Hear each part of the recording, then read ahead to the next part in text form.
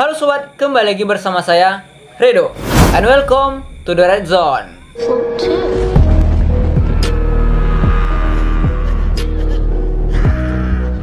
Kuda ini dikenal karena dikait-kaitkan dengan kuda yang namanya kuda Longhorse. Kuda ini terkenal karena memiliki sifat yang sangat baik kepada manusia. Ia suka menolong manusia dan memberikan peringatan. Bahkan, manusia menyebutkan Longhorse ini merupakan makhluk pelindung manusia. Nah, apakah kuda yang satu ini yang dikait-kaitkan dengan Longhorse ini memiliki sifat yang sama seperti Longhorse? Mari kita bahas.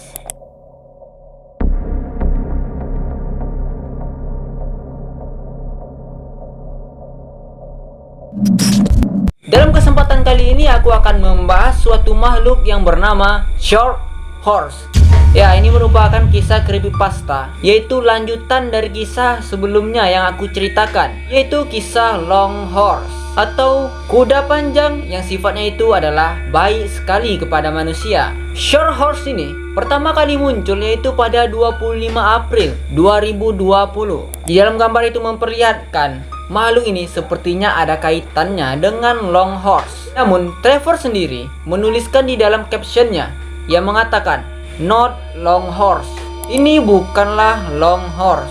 Nah, apa maksud dari caption yang satu ini? Nah, sebelum kita lanjut dulu, mari kita bahas dulu bagaimanakah penampilan dari Short Horse ini.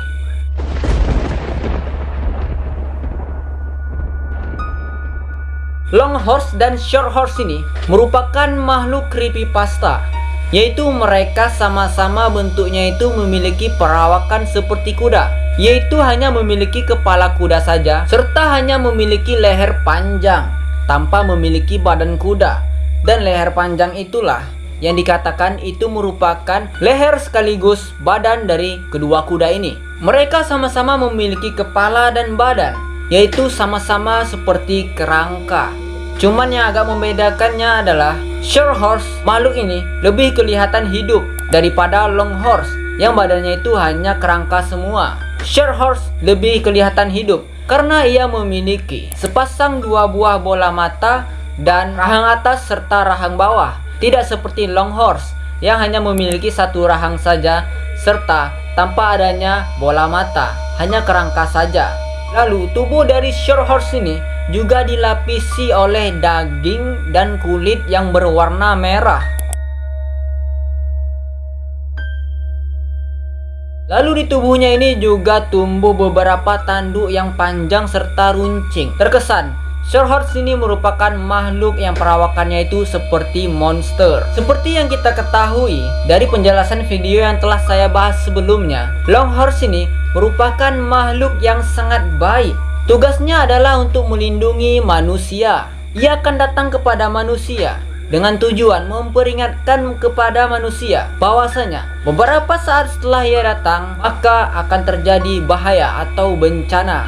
Maka dari itu, apabila manusia mendengar adanya suara gertakan atau melihat sesuatu yang berbentuk dari Longhorse ini, maka manusia itu diperingati untuk waspada atau lari secepat mungkin untuk melindungi diri.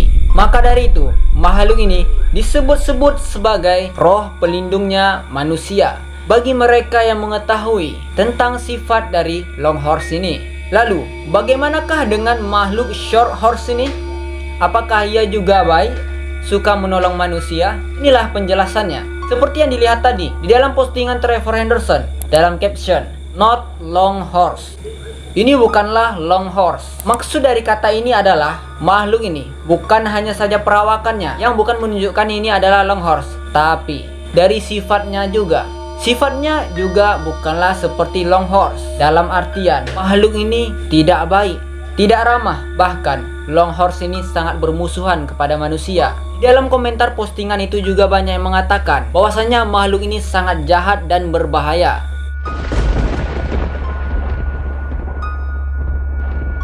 Dilansir dari channel luar negeri, tepatnya di Amerika sana, yang bernama Draw My Story. Di channel itu ada suatu konten yang menceritakan bagaimana asal-usul dari makhluk Short Horse ini. Mereka menceritakan cerita berawal dari beberapa ilmuwan yang mencoba untuk membuat makhluk seperti Longhorse. Mereka berambisi untuk membuat dan menciptakan makhluk seperti Longhorse itu, supaya makhluk ini lebih banyak untuk menolong manusia dari bahaya. Beberapa ilmuwan ini disebutkan sangat pintar dan cerdas. Entah bagaimana caranya mereka membuat makhluk ini.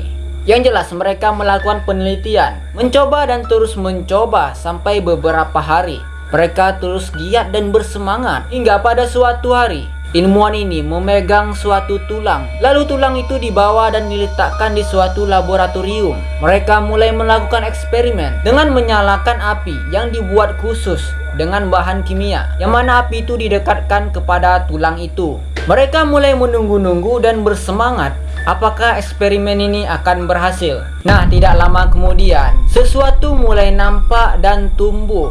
Di tulang itu mulai muncul kemerah-merahan dan sepertinya ada pertumbuhan di dalam tulang itu dengan begitu cepat.